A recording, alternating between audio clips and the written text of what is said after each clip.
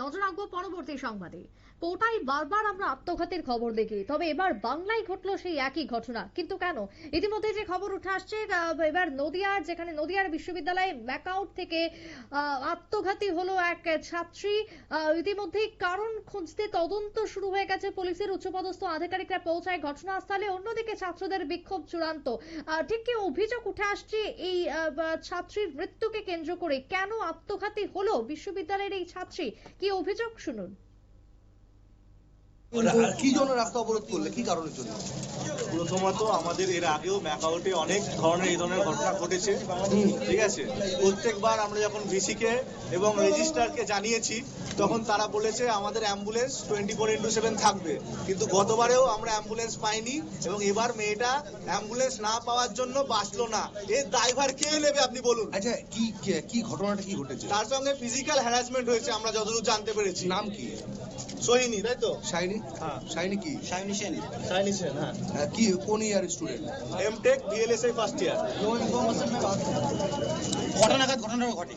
ঘটনাটা ঠিক মতো জানতে পারছি না, তাও যত সম্ভব 6টা থেকে 7টার মধ্যে ঘটে। আপনার কি? আপনারা শুনলেন এক ছাত্রের যে অভিযোগ উঠে এসছে, তারা ধর্নায় বসেছে এবং প্রকৃতপক্ষে ঘটনার তদন্তের দাবি উঠে আসছে। টেলিফোন লাইনে রয়েছেন প্রতিনিধি সুমন্ত ব্যানার্জি। সুমন্ত, কোটায় বারবার আমরা দেখি ছাত্রীদের আত্মঘাতী হওয়া বা ছাত্রদের আত্মঘাতী হওয়া। এবার বাংলার ব্যাকআউট বিশ্ববিদ্যালয় এবং সেখান থেকে আত্মঘাতীর খবর এখনো পর্যন্ত কি জানতে পারছো? দেখো, যেটা তুমি বলছিলে কোটার কথা, অবশ্যই কোটাতে তো এই বিষয়টি আমরা হামেশাই দেখে থাকি, হামেশাই খবরের শিরোনামে তারা থাকে। কিন্তু এবার যেটা বাংলার নদিয়ায় ম্যাকআউট বিশ্ববিদ্যালয়ে যে ঘটনা ঘটেছে, ছাত্র থেকে এক ছাত্রীর আত্মঘাতী হওয়ার যে খবর, সেটা নিঃসন্দেহে মানে চাঞ্চল্য তৈরি করেছে। দেখো, যেটা মূল অভিযোগ তা হলো যে বিশ্ববিদ্যালয়ে সোমবার দিন পরীক্ষা চলছিল এবং সেই সময় নাকি ওই ছাত্রীকে হেনস্থা করেছিলেন বিশ্ববিদ্যালয়ের এক শিক্ষক, এমনটাই কিন্তু অভিযোগ। এবং সেই আত্মসম্মান বোধ থেকে বিশ্ববিদ্যালয় ক্যাম্পাসের 5তলা বিল্ডিং এর উপর থেকে সন্ধ্যে 7টা নাগাদ সেই ছাত্রী ঝাঁপ দেন এবং বিশ্ববিদ্যালয়ের অন্যান্য পড়ুয়ারা তখন ছুটে আসে এবং আশঙ্কাজনক অবস্থায় ওই ছাত্রীকে উদ্ধার করে নিয়ে যাওয়া হয় হরিণঘাটা গ্রামীণ হাসপাতালে। সেখানেই কর্তব্যরত চিকিৎসকরা তাকে মৃত বলে ঘোষণা করেন। দেখো, এরই প্রতিবাদে বিশ্ববিদ্যালয়ের সামনে 12 নম্বর জাতীয় সড়ক অবরোধ করে বিশ্ববিদ্যালয়ের অন্য পড়ুয়ারা এবং মৃত ছাত্রীর বয়স আনুমানিক 24 বছর বলে জানা গেছে। সে দুর্গাপুরের বাসিন্দা ছিল এবং বিশ্ববিদ্যালয়ের মাস্টার ডিগ্রি প্রথম বর্ষের ছাত্রী।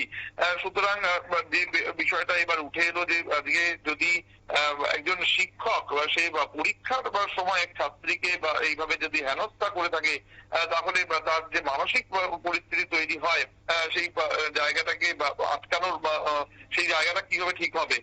বড় প্রশ্ন এটাই। কারণ বিষয়টা হলো যে দেখো, আজকে শিক্ষক শিক্ষিকারাই কিন্তু ভালো সমাজ গড়ে। সেই শিক্ষক শিক্ষিকাদের বিরুদ্ধেই যখন এই ধরনের অভিযোগ উঠে আসে, তখন স্বাভাবিকভাবেই কিন্তু প্রশ্ন উঠতে শুরু করে। আজকে যারা ছাত্র বা আজকে যারা ছাত্রী না হয় ছাত্র হতে পারত, কিন্তু সব থেকে বড় ব্যাপার যে ক্রমাগত পড়াশোনার চাপ বা তার সঙ্গে যদি শিক্ষক শিক্ষিকাদের উপর থেকে এই ধরনের কোনো আচরণ আসে, তাহলে খুব স্বাভাবিকভাবেই সেটা মানসিক একটা আঘাত না পায় ছাত্রছাত্রীরা, এবং সেই মানসিক আঘাত থেকেই তারা হয়তো কখনো কখনো চরম পদক্ষেপ করে বসেন। এক্ষেত্রেও তেমনটাই ঘটেছে বলে অভিযোগ। তবে এখনো পর্যন্ত ওই শিক্ষকের বিরুদ্ধে কি পদক্ষেপ করা হয়েছে সে বিষয়ে আমাদের কাছে তথ্য এখনো পর্যন্ত এসে পৌঁছয়নি। তবে এই ছবি নিঃসন্দেহে লজ্জাজনক এবং নিঃসন্দেহে এই বিষয়টিকে কেউ সমর্থন করবে না যে একজন ছাত্রীকে হেনস্থা করা হবে, সেই একজন শিক্ষক সেই হেনস্থা করছে এবং সেই বিষয়টিকে মেনে নিতে পারা যাচ্ছে না। দেখো, মানসিক যারা সাইকোলজিস্ট থাকেন, সাইকিয়াট্রিস্ট থাকেন, তারা যখন এই বিষয়গুলোকে নিয়ে সেশন করেন, সেই সেশন গুলোতেও কিন্তু বারবার কিভাবে এর সমাধান সেগুলো তুলে ধরা হয়। কিন্তু তারপরেও হয়তো সমাজের সব স্তরের মানুষের কাছে হয়তো সেই বার্তাগুলো পৌঁছয় না, আর যদি পৌঁছেও যায় তারা হয়তো সেগুলোকে নিতে পারে না। সুতরাং এই ধরনের মানসিকতা থেকে কবে মানুষ বেরিয়ে আসবে, কবে এই ধরনের ছাত্রছাত্রী বা যারা আগামীর ভবিষ্যৎ তাদেরকে এনশিওর করা যাবে সেই বিষয়গুলোকে নিয়েই কিন্তু এখন যাবতীয় প্রশ্ন। তবে আগামী দিনে এই ধরনের ঘটনা যাতে আর না ঘটে আমরা সকলেই সেটাই চাইবো। ম্যাকাউট বিশ্ববিদ্যালয়ের এই যে ঘটনা তা নিঃসন্দেহে এই মুহূর্তে চরম চাঞ্চল্য সৃষ্টি করেছে এবং ছাত্রছাত্রীদের যে বিক্ষোভ সেটা কিন্তু খুব স্বাভাবিক।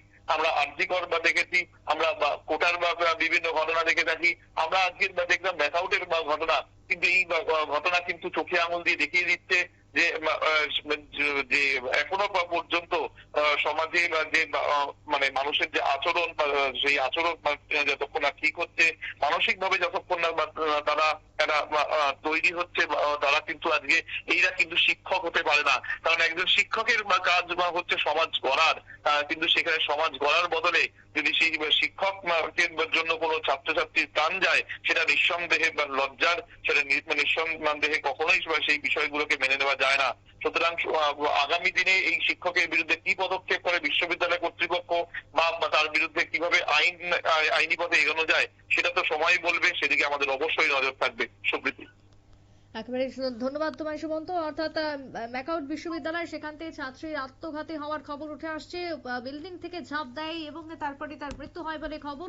ইতিমধ্যেই কারণ খুঁজতে পুলিশের তদন্ত শুরু একদিকে হয়েছে, অন্যদিকে পড়ুয়ারা বিক্ষোভ দেখাচ্ছেন। ঘটনায় যার দ্বারা হেনস্থার শিকার ওই ছাত্রী, তার বিরুদ্ধে ব্যবস্থা গ্রহণের দাবিও উঠে আসছে পড়ুয়াদের পক্ষ থেকে। ছোট্ট একটা বিরতির পর ফিরছি, সঙ্গে থাকুন।